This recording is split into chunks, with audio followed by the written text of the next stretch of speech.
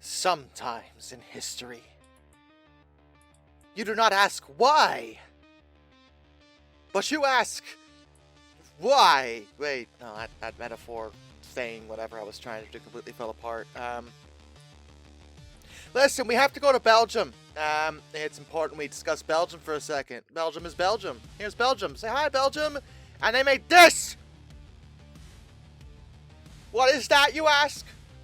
What is it? Well, I'll tell you. It is, of course, the one, the only Quadruplex steam locomotive. Why Belgium? Of all countries. Thought to do this remains much of a mystery. Information about this locomotive, in terms of the why, is severely lacking, because most sources are like, we don't know why they actually did this, but they did do it. Constructed in 1932 and numbered 2096. She was, under the white notation, a 062 plus 24242. What? Plus 260. Okay. That's neat. That's exciting. That's a... What the heck? She was 31 meters long. And she was the first locomotive to be constructed using the Franco-Crosty boiler system. Why they chose to do this with the Franco-Crosty first is also a mystery, but what is the Franco-Crosty boiler system? Good question, good question. Alright. So, the Franco-Crosty system was developed basically in an attempt to make much better use of the heat remaining in the exhaust gases that are produced normally in a conventional steam boiler. As you probably understand, in a fire tube boiler, for example, the gases come from the firebox, they go forward, and they are exhausted out. That's all well and good, but the thing is, the gases are still very hot when they exit the locomotive. They're still a pretty decent temperature. So what the Franco-Crosty system does is basically, instead of letting the gases leave, it sends them back around again. The intention of it going around again is effectively to throw it into a feed water heater, which is basically a secondary boiler. By sending it round again underneath the main part of the boiler, it can preheat the water, so it can be fed at full boiler pressure into the main boiler via clack valves. The feed water heater doesn't actually boil the water, though, just raise the temperature to almost boiling. And the exhaust gases are expelled in the rear part of the setup, near the cab, which is actually one of the reasons why you don't see the boiler very often, because it did work technically. However, the problem was that because the gases were being expelled in the rear, it was right next to where the crew was, and they didn't really appreciate that. Regardless, though, this locomotive was built with the Franco-Crosty boiler system in mind, and obviously handled it in a much different way than a conventional locomotive would. She was 31 meters long and about 3,000 horsepower, constructed in 3 distinct articulated sections, and yes, 4 different sets of driving wheels. 2 sets of 4 in the middle, and 2 sets of 6 on each end. The middle section is what carried the Franco-Crosty steam boilers. Each one of them operated at 200 psi, and were arranged at an angle so that the fireboxes could be placed side by side in the center.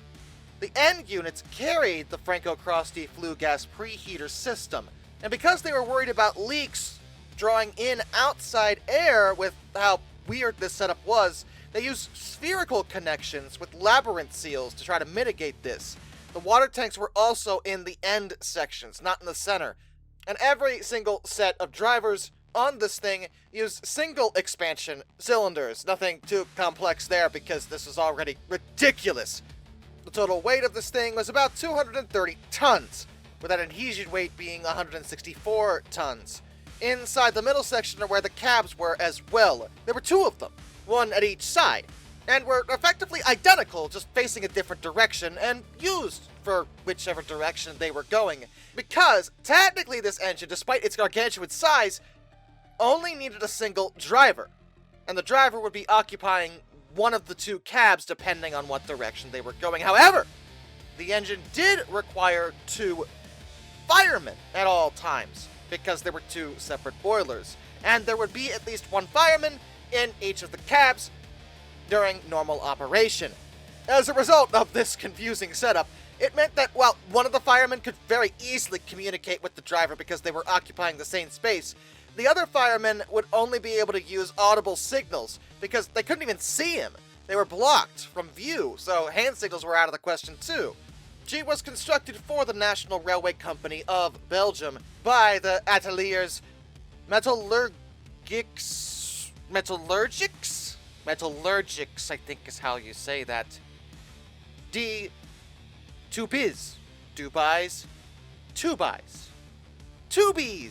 I don't know. I can't pronounce it. That! She was built by that! Located in Belgium, given to the National Railway Company of Belgium, delivered in 1932, and they basically never used her, like, at all. Why did you build this, then?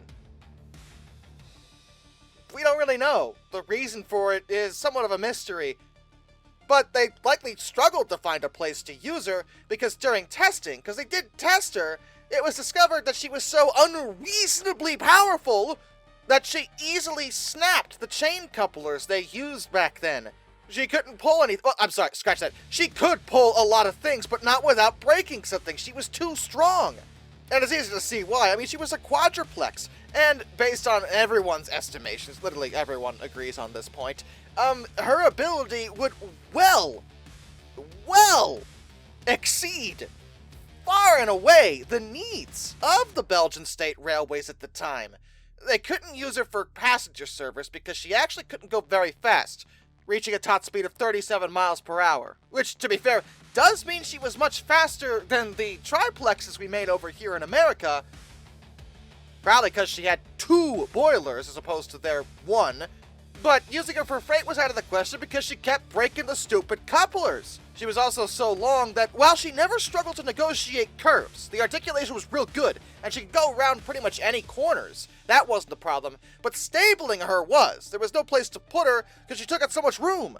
She was also a maintenance hog because of her confusing and alien setup.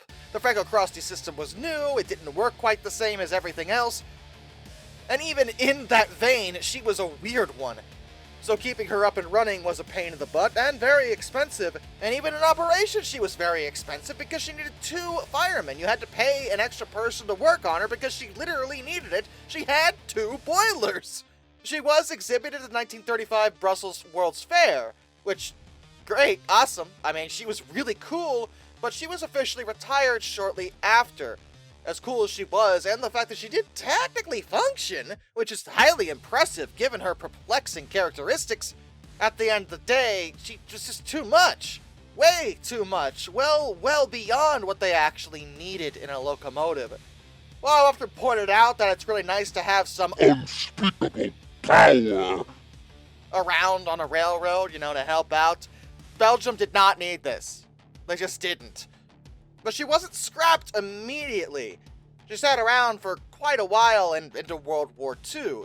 By the end of 1943, the Sanger Company of Bremen requested that they use this locomotive to build two separate, distinct locomotives.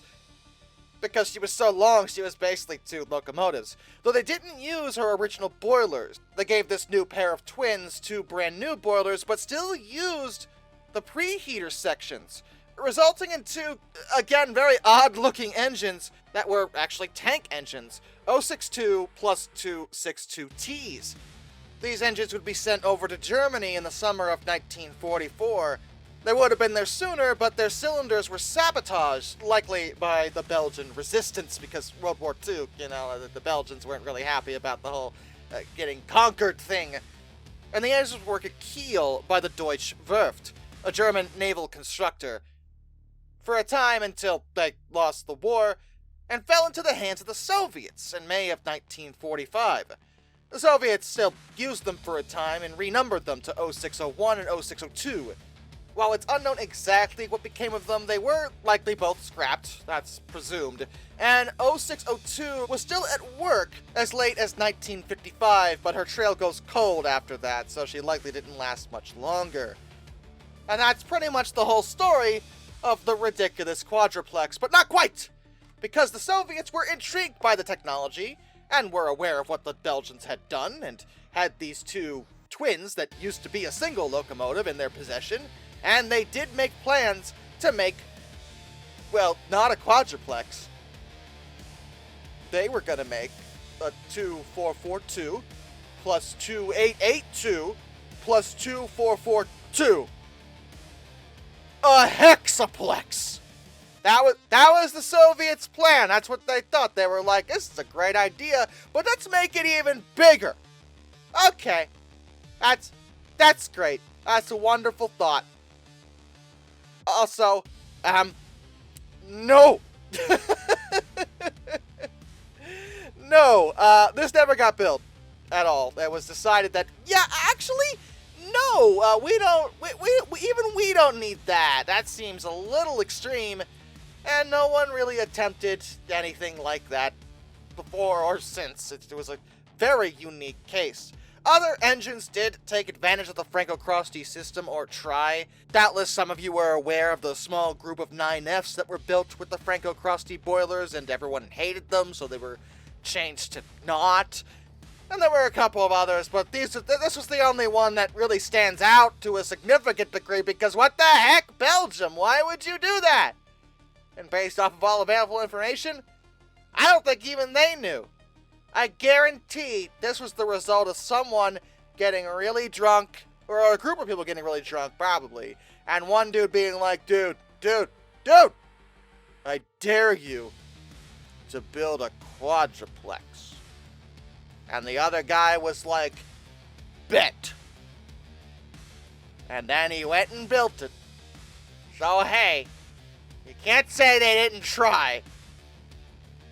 Till next time, this is Darkness, and I bid you all a fun farewell.